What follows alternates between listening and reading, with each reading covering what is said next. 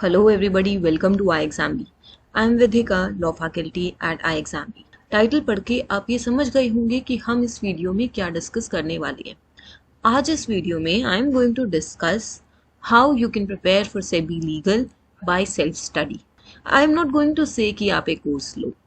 I will address 3 questions here. Number 1, is it possible to prepare for SEBI legal exam by self study? क्या आप prepare कर सकते हैं self study से? क्या ये इस टाइप का एग्जाम है? सेकेंड, अगर कर सकते हैं तो कैसे? This will be discussing the entire strategy, sources to refer, वो सब हम इस वीडियो में डिस्कस करेंगे। And the last question that I will answer is, अगर सेल्फ स्टडी से प्रिपेयर किया जा सकता है तो फिर कोचिंग क्यों लेते हैं students, and what is the benefit of taking a course. And in the end I will give you some dos and don'ts जो हमेशा ध्यान में रखना जब भी किसी कॉम्पिटिटिव एग्जाम की तैयारी कर रही हो। तो चलिए स्टार्ट करते हैं। Stay with me throughout the video. First thing, is it possible to prepare for SEBI legal by self study? तो एक चीज यहाँ समझिए, किसी भी एग्जाम के लिए आप सेल्फ स्टडी से प्रिपेयर कर सकते। सेबी लीगल क्या, there are many aspirants, judiciary, UPSC, these are said to be the toughest competitive exams, और स्टूडेंट्स इन एग्जाम्स की भी तैयारी सेल्फ स्टडी से कर लेते हैं। उनके पास प्रॉपर गाइडेंस, डायरेक्शन, अवेयरनेस होती है, तो वो फोकस्ड अप्रोच से उस एग्जाम की तैयारी कर सकते हैं। तो फिर सेबी लीगल की भी हो सकती है। Yes, Indeed it is possible. कैसे? इस वीडियो में हम अपना फोकस सेबी लीगल पे रखेंगे। We will go step wise to understand how by self study you can prepare for SEBI legal exam. The first step in this is, exam pattern को check कीजिए, eligibility criteria देखिए कि आप कब एलिजिबल होंगे, आपकी एलिजिबिलिटी कब से स्टार्ट होगी, क्या आप एलिजिबिलिटी क्राइटेरिया को मीट करते हैं, और सिलेबस को ध्यान में रखिए। तो सबसे पहली चीज, एग्जाम को समझिए कि सेबी लीगल एग्जाम है क्या। जिस एग्जाम के लिए आप अपियर होना चाहते हैं, जिस पोस्ट पे आप जाना चाहते हैं, उसके एग्जाम को तो समझिए। यहाँ पर ब्रीफली डिस्कस कर लेते हैं। 2 फेजेस हैं, फिर इंटरव्यू है।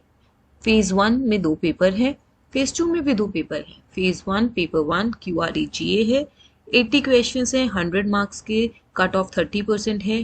पेपर 2 आपका लॉ है, 50 क्वेश्चंस हैं, 100 मार्क्स के, कट ऑफ 40% है। दोनों ही MCQ टाइप के पेपर्स हैं। एग्जाम की इन्फॉर्मेशन को मैंने पहले भी बहुत डिटेल में डिस्कस किया हुआ है। कट ऑफ का क्या मतलब है, कितने मार्क्स आने चाहिए, आप उन वीडियोस को रेफर कर लीजिए। हम यहाँ क्विकली मूव ऑन करेंगे to the next slides. Then phase 2 में भी 2 पेपर हैं। पेपर 1 आपका डिस्क्रिप्टिव इंग्लिश है, इसमें एसे प्लस सी और कॉम्प्रीहेंशन होगा, और पेपर 2 आपका लॉ है, MCQ टाइप है, 50 क्वेश्चंस 100 मार्क्स के होंगे। Then in the notification syllabus is also given, बहुत ही क्लियरली डिफाइंड सिलेबस है। आपके लॉ का सिलेबस वेटेज वाइज दिया हुआ है। कॉन्स्टिट्यूशन ऑफ इंडिया की 10% वेटेज है, कॉन्ट्रैक्ट की 10%, कंपनीज एक्ट, सिक्योरिटीज लॉ की कितनी वेटेज है, एंड मोस्टली क्वेश्चंस इसी एरिया से आते हैं। आप ये लगाइए 95% of the questions come from this area only. Hardly 1 या 2 क्वेश्चंस है जो कहीं बाहर से आ सकते हैं। तो अपना फोकस सिलेबस पर ही रखिए। अब स्टेप 1 में आपको आगे क्या जानना है, प्रीवियस ईयर क्वेश्चंस। हर एक टॉपिक में से किस टाइप के क्वेश्चंस आते हैं, उसके लिए जहां से भी आपको प्रीवियस ईयर पेपर्स मिल सकते हैं, आप वहां से डाउनलोड कीजिए और एनालाइज कीजिए, स्टडी कीजिए प्रीवियस ईयर पेपर्स को, टाइप ऑफ क्वेश्चंस को। फेज 1 पेपर 1 के भी, QREGA वाले भी, और लॉ के भी। आपको हमारी वेबसाइट से भी प्रीवियस ईयर पेपर्स मिल जाएंगे, SEBI grade A officer phase 2 previous year papers and also phase 1, both for paper 1 and paper 2 आपको हमारी वेबसाइट से मिल जाएंगे।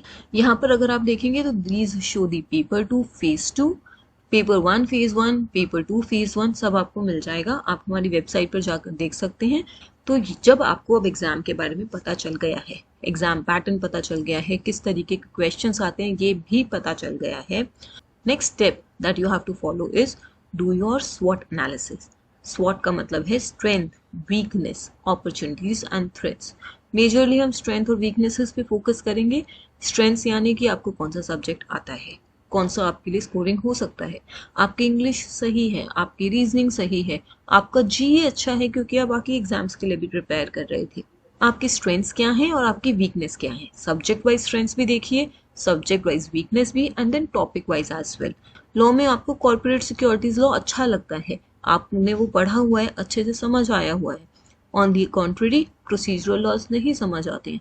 तो ये स्ट्रेंथ्स एंड वीकनेसेस को पहले एनालाइज कीजिए, टॉपिक वाइज सिलेबस वाइज लिखिए एक पेपर पे, spend an hour on it, think, and then to confirm your स्वॉट analysis attempt a mock test.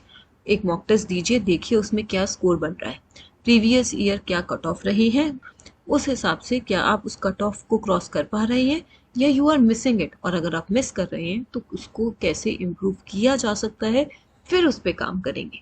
और साथ ही साथ मॉक टेस्ट देने से आपको ये भी आइडिया लग जाएगा कि अगर आपको लग रहा है कि रीजनिंग अच्छा है बट आप रीजनिंग के क्वेश्चंस अटेम्प्ट ही नहीं कर पाए गिवन टाइम में, तो इसका मतलब you need to work on that. So in this way you will be able to confirm कि जो आपको लगता है वो एक्चुअली में आपकी प्रिपरेशन में है या नहीं, वही आपकी स्ट्रेंथ या वीकनेस है या नहीं।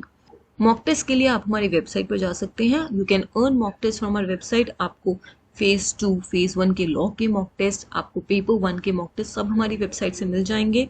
अभी at present there are 3 mock test for paper 2 phase 1, law का paper in phase 1 and 2 for law paper in phase 2।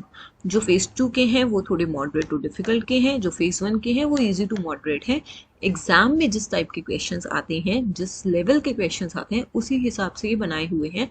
तो आप यहाँ जाकर अटेम्प्ट कर सकते हैं, प्रैक्टिस कर सकते हैं और अपना स्वॉट एनालिसिस कर सकते हैं। Now coming to the step 4, अब आप अपनी प्रिपरेशन स्टार्ट कीजिए। आपको समझ आ गया है कि आपको कहाँ कहाँ वर्क करना है, तो यहाँ पर prepare a list of sources to use, which all study material you will refer to, कहाँ से प्रैक्टिस करेंगे, कहाँ से पढ़ाई करेंगे। I give you a list of books here जिन्हें आप यूज कर सकते हैं अपने सेल्फ स्टडी के लिए। सबसे पहले क्वांट में देख लेते हैं। These are the 4 books: Quantitative Aptitude by R.S. Agarwal, Class Notes by S.S. Bharti. You can read from the slide. ये आपके क्वांट के बुक्स हो गए। Then these are your reasoning books. पहले प्रीवियस ईयर पेपर से और mock test attempt करके देख लीजिएगा कि किस लेवल के क्वेश्चंस आते हैं। बहुत ज़्यादा डिफिकल्ट क्वेश्चंस नहीं आते हैं, तो अगर आप इजी टू मॉडरेट लेवल की प्रैक्टिस कर लें तो आपके लिए सही रहेगा। और साथ ही साथ ये भी ध्यान रखिए कि पेपर 1 तो सिर्फ क्वालिफाइंग है, उसमें आपको 30 मार्क्स लेने हैं, तो कहीं ऐसा ना हो कि क्यूआरई के चक्कर में लॉ मिस कर जाओ, पेपर 2 खराब हो जाए। तो ये सब चीज़ें आपको ध्यान में रखनी है। चलिए अब आगे देखते हैं। इंग्लिश में आप इन सब को रेफर कर सकते हैं। For GA you can refer to newspaper, कोई भी एक न्यूज़पेपर फॉलो कर लीजिए, पीआईबी की वेबसाइट से रेगुलरली अपडेट्स चेक कर लीजिए, और हमारा free IXAMBI's current affair document which is our BPedia, जो आपको हमारी वेबसाइट से मिल जाएगा। Daily BPedia is there, weekly BPedia, monthly BPedia, उससे भी आप करंट अफेयर्स पढ़ सकते हैं। This is a compilation of the current affairs from various websites and newspapers. आपको सारे रेलिवेंट करंट अफेयर्स बीपीडिया में मिल जाएंगे। Now coming to paper 2. Paper 2 के लिए the most important source for you is Baer Acts. Baer Acts को ध्यान से पढ़िए, सेक्शन बाय सेक्शन समझिए उस सेक्शन में क्या बोला हुआ है। काफी थरो रीडिंग करनी होगी Baer Act की, और and then find practice questions for yourself. Practice questions के लिए बुक्स को रेफर कीजिए, जहां से भी आपको एग्जाम ओरिएंटेड क्वेश्चंस मिल सकते हैं। Attempt those and check those. Bare acts की सुपरफिशियल रीडिंग से काम नहीं चलेगा, आपको बहुत थरो रीडिंग करनी होगी, बहुत अच्छे से सेक्शन बाय सेक्शन समझना होगा, क्योंकि सेबी लीगल में बहुत सारे क्वेश्चंस बेयर एक्ट की लैंग्वेज और स्टेटमेंट से आते हैं। डायरेक्ट स्टेटमेंट्स बेयर एक्ट से पिक कर ली जाती हैं। अब सारा बेयर एक्ट तो रट नहीं सकते, तो उसके लिए आपको कॉन्सेप्चुअल क्लैरिटी होना जरूरी है। सेक्शन नंबर बेस्ड क्वेश्चंस कम आते हैं, डायरेक्ट सेक्शन नंबर पूछ लिया ऐसा नहीं आता, तो सेक्शन के अंदर से क्वेश्चंस आते हैं। प्रीवियस ईयर क्वेश्चंस देखिए, आपको समझ आ जाएगा what I am trying to say, किस तरीके से बेयर एक्ट से क्वेश्चन आते हैं। केस लॉज नहीं आते हैं तो लॉ में जो रेफरेंस बुक्स होती हैं उनको केस लॉज के लिए रेफर करने की जरूरत नहीं है, बट कॉन्सेप्चुअल क्लैरिटी और अंडरस्टैंडिंग के लिए रेफर कर सकते हैं। Coming to the next step, that is step 5। अब आपको सोर्सेज भी पता है आपने क्या यूज करने हैं। अब अपने लिए एक स्ट्रैटेजी बनाइए, स्टडी प्लान बनाइए, टाइम टेबल बनाइए और फिर लग जाइए पढ़ाई पर। आई will give you a brief strategy, किस तरीके से आप अपने टाइम को डिवाइड कर सकते हैं, किस स्ट्रैटेजी को फॉलो करके आप प्रिपेयर कर सकते हैं। So divide your time in 3 parts. Let's say आप 8 घंटे एक दिन में पढ़ने वाले हैं, तो उन 8 आवर्स को 3 पार्ट्स में डिवाइड करिए। First part should be given to GA daily. Current affairs आपको रेगुलरली पढ़ना है। 2 घंटे हो सकते हैं, 1.5 घंटा हो सकता है, वो थोड़ा वैरी करेगा कि आपके पास कितना टाइम है। आपको डेली भी पीडीएफ पढ़ना है या कहीं से भी आप करंट अफेयर्स मैगजीन ले लें कोई जो डेली अपलोड हो रही है, उसको रेगुलरली पढ़िए। पिछले 3 महीने का भी कवर कर लीजिए और साथ ही साथ एक न्यूज़पेपर पढ़ लीजिए, important sections, editorials of the newspaper. This is what you have to cover in GA on a daily basis. The next part of your time will be devoted to law daily.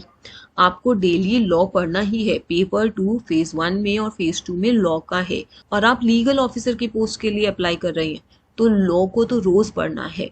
इसको आप आधा time दे दीजिए, 3 से 4 घंटे। किसी दिन ये 4 हो गया, किसी दिन 3 हो गया। और एक टॉपिक जो उठाया है पहले उसे ही कॉन्टिन्यूसली पढ़ लीजिए फॉर नंबर ऑफ डेज जब तक वो खत्म नहीं होता। And devote the third part of your time to QRE, Quant, Reasoning, English. Take one subject in a day. अगर आप 3 घंटे पढ़ेंगे और 1 घंटा क्वांट, 1 घंटा रीजनिंग, 1 घंटा इंग्लिश, तो ऐसे तो आप एक भी टॉपिक नहीं खत्म कर पाएंगे। इसलिए एक दिन में एक सब्जेक्ट उठाइए। सपोज करिए आज आपने रीजनिंग का ब्लड रिलेशंस पिक किया है, आपने उसे अगर 3 घंटे में खत्म कर लिया, गुड। नहीं किया तो कल फिर रीजनिंग का ब्लड रिलेशन पिक कीजिए और उसको खत्म कर लीजिए।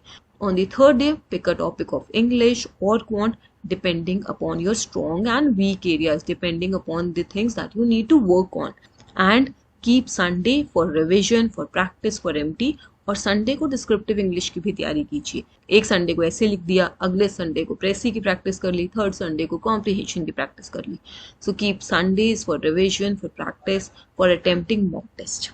और मॉक टेस्ट अटेम्प्ट करने के लिए लास्ट तक वेट नहीं करना है कि 100% सिलेबस खत्म हो गया तभी मॉक टेस्ट देंगे। 30-40% सिलेबस खत्म होने पर मॉक टेस्ट अटेम्प्ट करना शुरू कर दीजिए।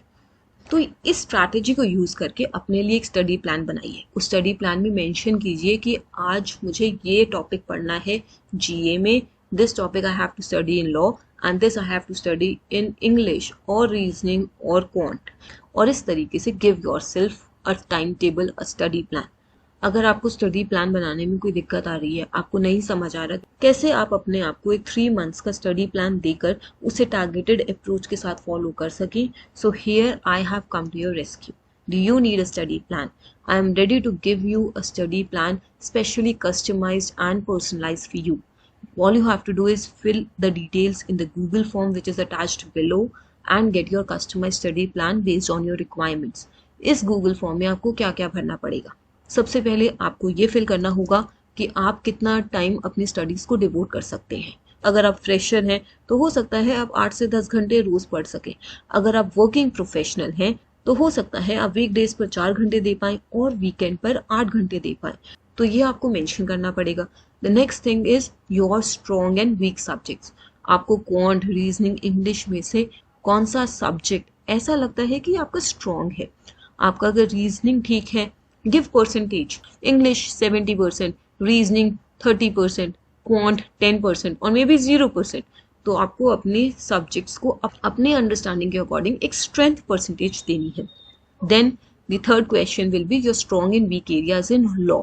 आपका कॉर्पोरेट लॉ स्ट्रॉन्ग है, सिक्योरिटीज लॉ स्ट्रॉन्ग है या नहीं, और लॉ में किस टॉपिक से आपको सबसे ज्यादा डर लगता है, ये आपको गूगल फॉर्म में मेंशन करना होगा। The next thing is your preparation level at present.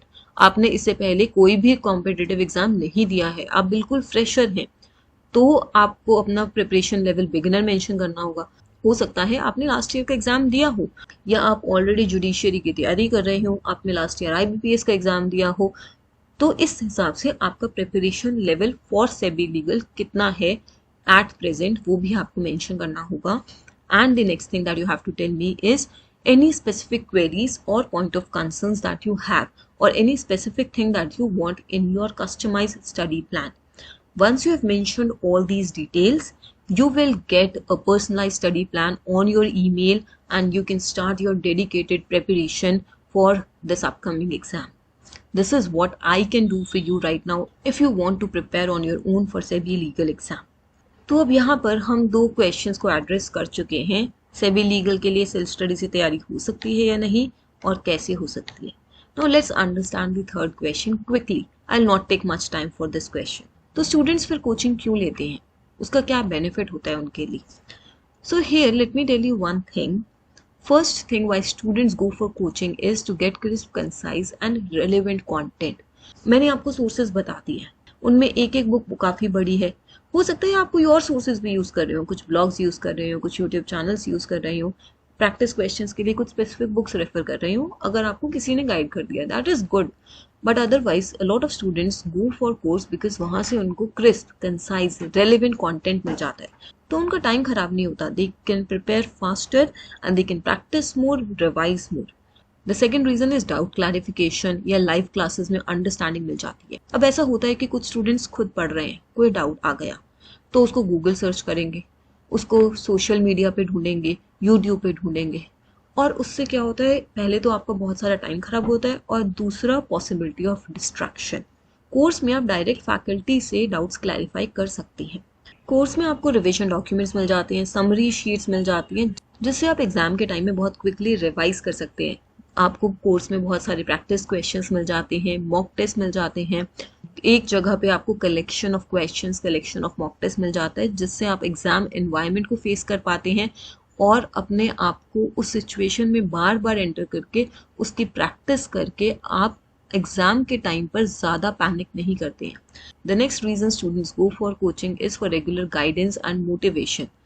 नहीं पढ़ाई हो रही है या बीच बीच में बहुत सारे ब्रेक्स आ जाते हैं, वो कंसिस्टेंसी नहीं आती है, वो डेडिकेशन नहीं आता है, रेगुलर गाइडेंस चाहिए होता है, बहुत सारे डाउट्स उठते रहते हैं, कॉन्सेप्चुअल क्लैरिटी नहीं है, तो वो रेगुलर गाइडेंस, रेगुलर मोटिवेशन के लिए भी स्टूडेंट्स कोचिंग में जाते हैं।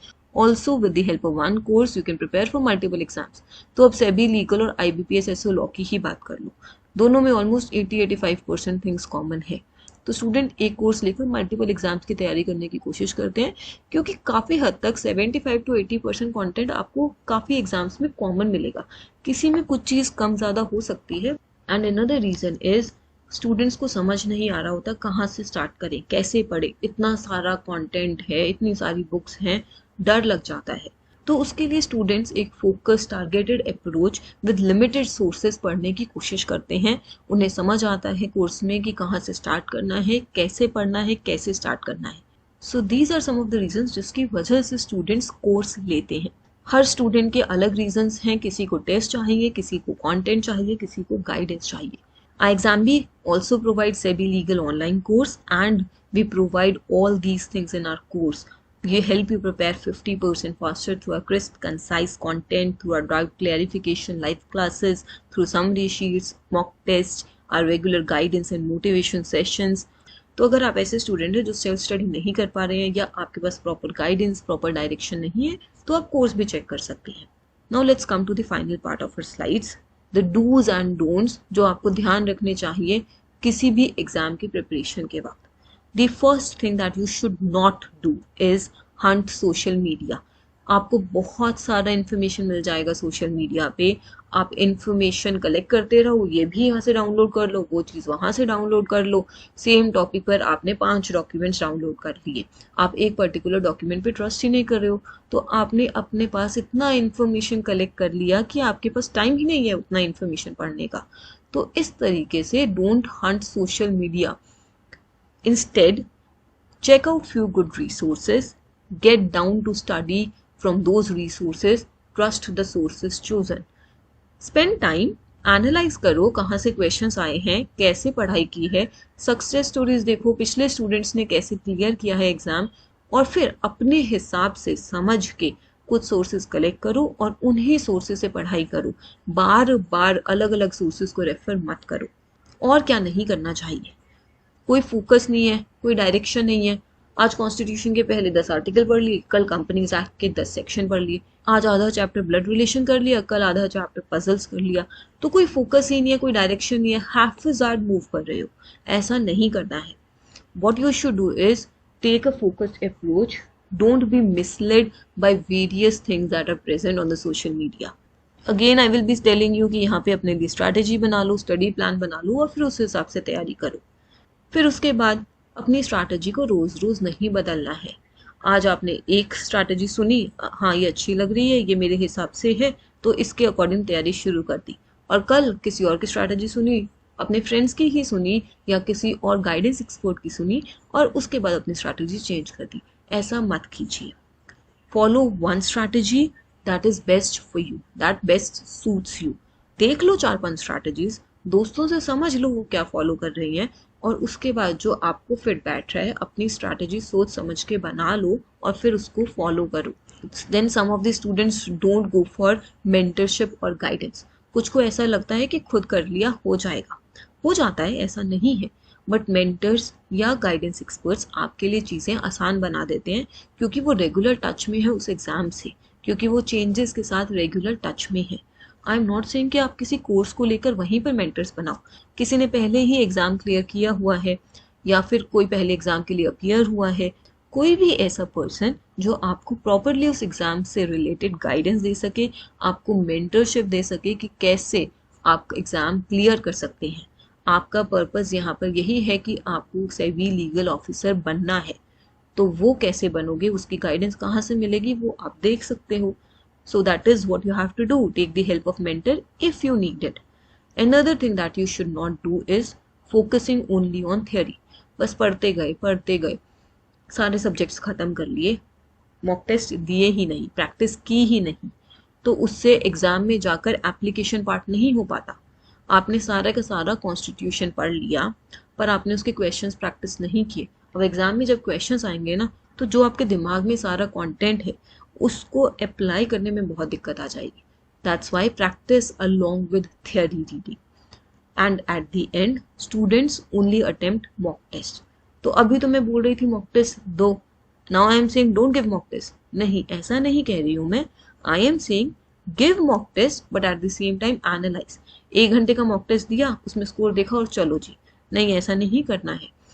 एक मॉक टेस्ट दिया, उसके बाद 2 घंटे बैठ के उसको एनालाइज करो, देखो कौन सा क्वेश्चन गलत है, क्यों गलत हुआ, क्या सोच के आपने मार्क किया था और क्या उसका करेक्ट आंसर है। उसके रेलेवेंट प्रोविजंस पढ़ो, रेलेवेंट सेक्शंस पढ़ो and in this way prepare for the exam. Eight the end I just say one thing, a vision and strategy aren't enough. आपने सोच लिया, आपने स्ट्रैटेजी भी बना ली, पर वो एग्जाम क्लियर करने के लिए इनफ नहीं है जब तक आप उसको रेगुलरली एग्जीक्यूट नहीं करते each day every day.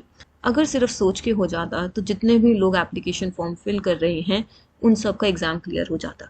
But this is a competitive exam. पहले तो नंबर ऑफ वैकेंसीज ही कम होती हैं and also there are misses on the execution part. So the long term key to success is execution each day every day.